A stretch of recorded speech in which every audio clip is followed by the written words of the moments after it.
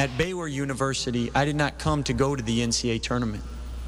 We came to win games at the NCAA tournament. We came with the chance to win a national championship at Baylor University. Scott Drew delivering on a promise he made 18 years ago as the Bears lead wire to wire and win the school's first national championship. What a job done by Scott Drew, resuscitating this program from scandal to the top of the college basketball world. And let's go inside Lucas Oil Stadium. Joining us now, Matt Norlander. And Matt, what was that like from your perspective watching this game as Baylor wins the national title? It was fascinating and unexpected. We talked about it on HQ leading up to the game, the idea that Baylor might be able to win with a comfortable margin, but nobody had Baylor winning like this. And again, sports always has the capacity to give us real surprise and real shock, and that's what we got here. I'm telling you, just within the first 2 minutes of this game, not just because of the score, Hakeem, but the energy, the body language, the athleticism, the aggressiveness. Baylor came ready to play, and Gonzaga looked shell-shocked. They did not look prepared for this whatsoever. In fact, I had two coaches in the Big 12 text me and say, Gonzaga has not faced this kind of team the entire season. This is what it's like to go against this team. And at the time, there was curiosity if Gonzaga would ever find itself and get right. It just never did. It got down early, 16-4 after dropping back 11-1 to start. And how impressive for Baylor across the board to do what it did, even dealing with a little bit of foul trouble, not getting to the foul line a lot there, didn't matter. They got those offensive boards. They shot well from deep.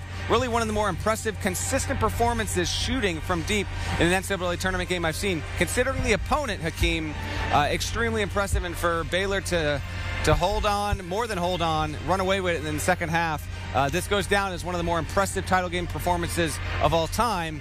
Because you can't discount Gonzaga 31-0 and impressive in getting to 31-0. Baylor also deserves now to be in that conversation among the most impressive national champions of the past few decades in college basketball. Yeah, Matt, what did you see from Gonzaga as they play their worst game of the season in the worst time possible? I saw a team that really wasn't able to execute the way that it wanted in the first half, and Baylor wasn't going to let it. Drew Timme was a liability in defense. That was a huge, huge issue. Corey Kispert, yikes. He did not come up big whatsoever. He also got injured at one point in the game there, but he wasn't what they need him to be. Jalen Suggs, freshman in a big spot. David Mitchell had a lot to do with that there. But for the first time all season, we saw a Gonzaga team that rated as the best team in America, the best offense in college basketball statistically, third best in the past 20 seasons, just not have it. So much of that is Baylor, by the way. I'm not going to put this on Gonzaga failing to show up or choking. No. This was Baylor exerting its dominance and running through Gonzaga through pure will, instinct, want to, athleticism, and wonderful coaching and scheming by Scott Drew. It is a letdown for Gonzaga. This is such a poor loss that it is going to reflect negatively on their season. Maybe with the passage of time overall, this won't feel as embarrassing as it does in the moment because the team doesn't really have too much to be embarrassed about. The loss is embarrassing. A 31-1 season is not embarrassing, but they just didn't have it, and they cut the lead to single digits in the second half. You wondered if that might just keep the window cracked there. Baylor was going to have none of it. Jared Butler, rightfully the most outstanding player. He has been their best player for most of the season. Mitchell was their best player in the past 3-4 weeks, but Butler's been their best player, and he showed up and rightfully won the most outstanding player after the performance he put on here in Lucas Oil Stadium on Monday night. And Baylor was absolutely dominant in the Final Four. Of course, they led this game wire to wire. They trailed for 1 minute and 3 seconds in the Final Four, all in that Houston game. Of course, they dominated Houston, and they dominated Gonzaga en route to the national championship. Matt, what did you see, and what did you learn from Baylor in its run to the national championship? Well, I learned that had Baylor not had a 21-day COVID pause, there is a distinct chance that we might have been talking about a team going undefeated to win a national championship, and it being Baylor. We'll never know, but as Scott Drew told me earlier this week, we had to sit for 21 days. There was no practices. All of our guys were in their own rooms. You know, they had 8 players, unfortunately, catch COVID-19 in February in that lengthy pause there. They had 2 practices before they resumed their schedule, and of course it took them a couple of weeks to get their legs back. If that never happens, sure, might they have lost the game? Obviously, that was within the realm of possibility. But given what we saw Baylor do in this NCAA tournament, when it was far enough removed that from that COVID pause where it had recovered defensively, it has operated like a top 3 team in college basketball the past few weeks. It looked like the best defensive team in college basketball tonight, of course. And I learned that Scott Drew, he is able, in getting this championship, this is really the perspective around it. Sure, if you could get 4 stars and 5 stars, that would be wonderful. And he had a couple of really highly rated players about a decade ago.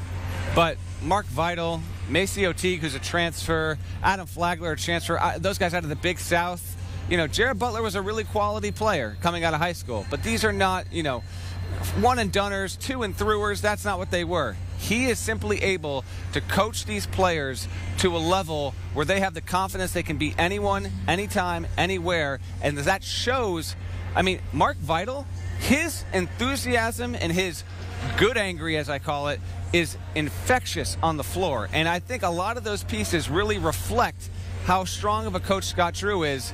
And this is a coronation for Baylor and for him, because I can promise you, because I heard it 6 years ago, 8 years ago, 10 years ago, a lot of other coaches in college basketball thought Scott Drew would never be in a position where he'd be coaching on the first Monday in April. Just did not see it happening. But he didn't listen to that. I was able to speak with Homer Drew, his father, before we did this hit, and he was explaining to me how his faith, his optimism, and his belief in kind of taking the blows but continuing on the path, continuing on the journey, Hakeem, would always give him a chance to get here. He got here, and he captured one of the most impressive championship game titles, runs, performances we've seen by a coach and by a team in recent memory. Matt, this is a true resurrection story. You know the story back in 2003 when he took over amid scandal, leads them 18 years later to a national title. What does it say about Scott Drew's determination taking this program to the top of the mountain? It says he has as much as any coach in college basketball. When Scott Drew took this job in 2003, and we saw that video from his introductory press conference, this wasn't a reinvention, a rebuild. The idea Baylor could make a national championship game and win a national title was a figment of Scott Drew's imagination, and he made it materialize there.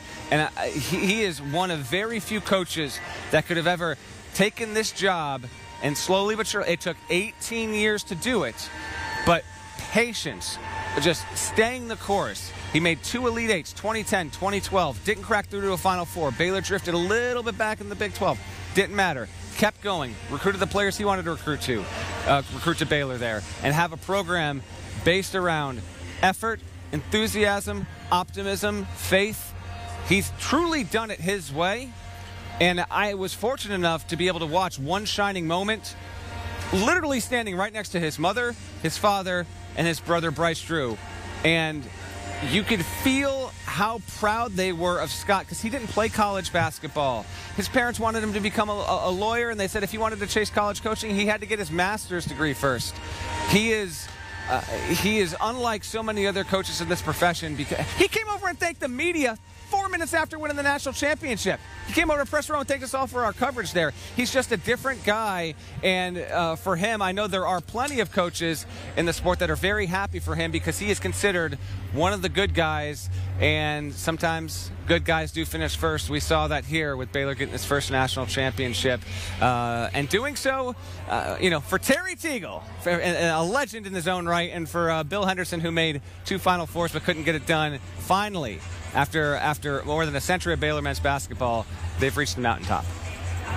Matt Norlander, great perspective, great insight here, covering the Final Four and ultimately the national championship for us here on CBS Sports HQ. Matt, great stuff as always. Appreciate it, my friend. One streak ends, one streak continues. This marked the 5th time that the AP preseason #1 and #2 met in the national championship. All 5 instances, the #2 team preseason has come out on top, winning the national title.